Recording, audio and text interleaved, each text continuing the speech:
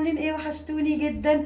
سوري والله العظيم كنت مش بعمل فيديوهات، بطلت شوية اكلات كده، فقلت ارجع لكم تاني بقى علشان ما تنسونيش. يا رب كده تشوفوا الفيديو وتتبسطوا. هعمل اليوم جمبري اللي هو الروبيان، هعمله ايه؟ بالملوخية الخضراء.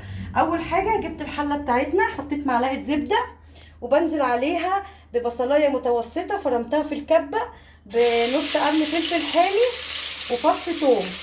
تمام اهو، بتاخد تشويحه كده بسيطه.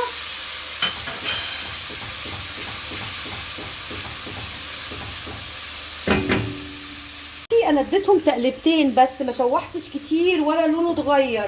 وبنزل عليهم بالبهارات اللي هي عباره عن 2 ورق غار او لورا، ومعلقه صغيره توم باودر، وشويه كركم صغيرين مش عارفه بحطها في كل طبخاتي، وشويه كمون وشويه كزبره ناشفه وحبه فلفل اسمر. بصي مش كتير ابدا، بس بتنزلي بيهم كده تلاقي ريحتهم بتبقى ولا روعه الروعه.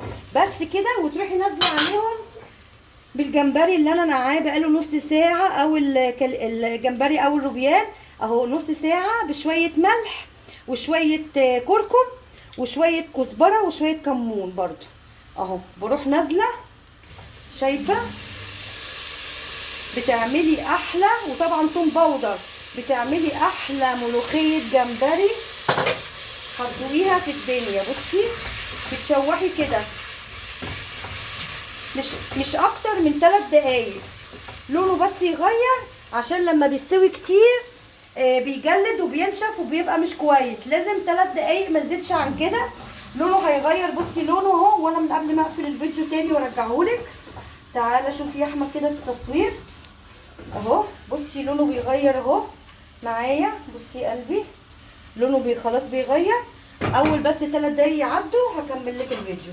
حبيبه قلبي حطيت هنا 4 فصوص توم، حطيتهم وحطيت عليهم شويه كزبره ناشفين في نص معلقه زبده، وموطيه النار عليهم اهو اهو، يستووا براحتهم خالص. هي دي الطشه اللي انا هطش بيها الملوخيه. وهنا الملوخيه خلاص بعد ما قلتلك حوالي 5 دقايق الميه تغلي. بعد كده هنزل عليها بالملوخيه اللي انا عملتها لك في فيديو تاني، اللي هو بتضربيها في الكبه وبتطلعيها بتبقى لونها اخضر كده ازاي. بصوا الجمال، حلوه ازاي، بسم الله ما شاء الله. وبعدين تلفيها كده شويه، لو عندك مضرب سلك كده ممكن تعمليه بيه، بس انا بقلب كده بالمعلقه. خلاص اهي معايا استوت، هي بتقعد 3 دقايق بس. حطيتها على النار وقلبتها تقلبتين، ما كملتش اكتر من نص دقيقه. وبعد كده هغرفها. بصي بسم الله، بصي العرق، بصي الجمبري معاها عامل ازاي.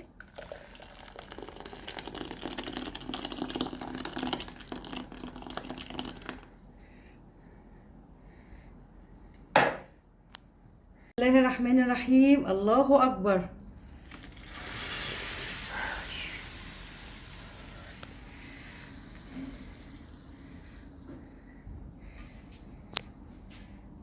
بصوا الجمال، ملوخيه الجمبري دي طريقه هتلاقيها في اليوتيوب. بتحطي الطشه على الوش كده تمام، وتقدميه بقى في البريم زي ما انت شايفه كده. ودي تقديم الملوخيه بالجمبري والطشه بتاعتها اللي روعه، اللي ريحتها وصلت الجيران كلهم. اعملي الطريقه دي وقولي لي في كومنتات طلعت معاكي عامله ازاي، ويا ريت تتابعيني. بحبك جدا في الله، وشكرا ليكي.